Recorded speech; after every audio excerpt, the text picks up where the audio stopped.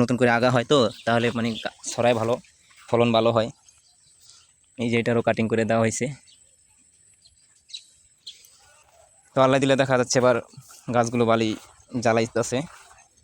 তো এই যে গাছটা কি হয়েছে, আইয়ো এই গাছটা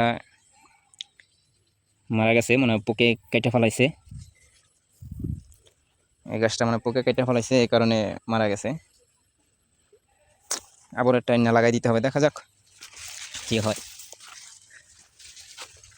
তো এটা হলো চতুর সাইডে ঝাঁকা দেওয়া, চতুর সাইডে না মানে ওই একটা সাইডে আপনার খালি রাখা হয়েছে।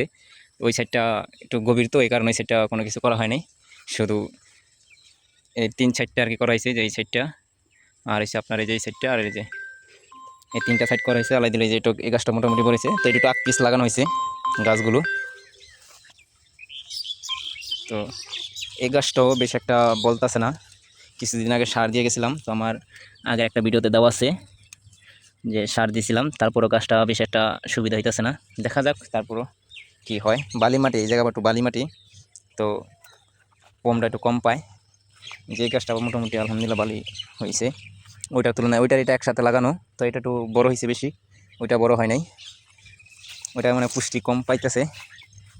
মার্শাল্লাহ এটাও ভালোই ডাঙর হয়েছে। তো ওইটা হচ্ছে, এটা একটু আগে লাগানো হয়েছে, একসাথে লাগাইছিলাম অনেকগুলো, কিন্তু মারা গেছে কিছু। তো এটা ফাঁকে ফাঁকে আবারও নতুন করে এনে লাগাই দেওয়া হচ্ছে, এই কারণে একটু পিস হয়ে গেছে। এই যেটাও মার্শাল্লাহ দিলে ভালোই হইতেছে। এটা পাতা একটু লালচা লালচা দেখা যায়, মানে এই জায়গায় একটু ভিটামিন কম, মাটির জোরটা মানে একটু কম পাইছে। এখানে আবার গাছের একটা ছাওয়া আছে, রোদটা মনে হয় কারেক্টলিভাবে পায় না, এই যে এখান দিয়েও। তো এই যে গাছটা মোটামুটি, তো এটাও গাছের নিচে দেখা যাচ্ছে, ওইটাও গাছের নিচে, তো ওইটা একটু লাল ছায়া দেখা যায়, এটা আবার রকম ভালো আছে, আল্লাহ ভালো জানে। মনে হয় ওইটার মাটির নিচে একটু জোর কম পায় না, কি জানে। মানে আমি তো কোনো ফরমালিন জিনিস ইউজ করতে চাই না, এই কারণে আর কি এভাবেই দেখা গেলো। ফরমালিন জিনিস ইউজ করলে কিছু মেডিসিন দিলে দেখা গেলো জিনিসটা দ্রুত বলে যেত, আমার এটা দরকার নেই, আমি ভেজাল মুক্ত খাবার চাই।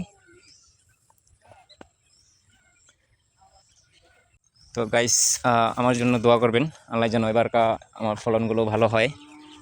আর আপনাদের জন্য দোয়া রইল, ইনশাল্লাহ আপনারা ভালো থাকেন, আপনারা যে যেখানে থাকেন, যে অবস্থায় থাকেন, আল্লাহ যেন আপনাকে সুখে শান্তিতে রাখে, এইটাই আল্লাহর কাছে কামনা করি। তো আল্লাহ হাফেজ।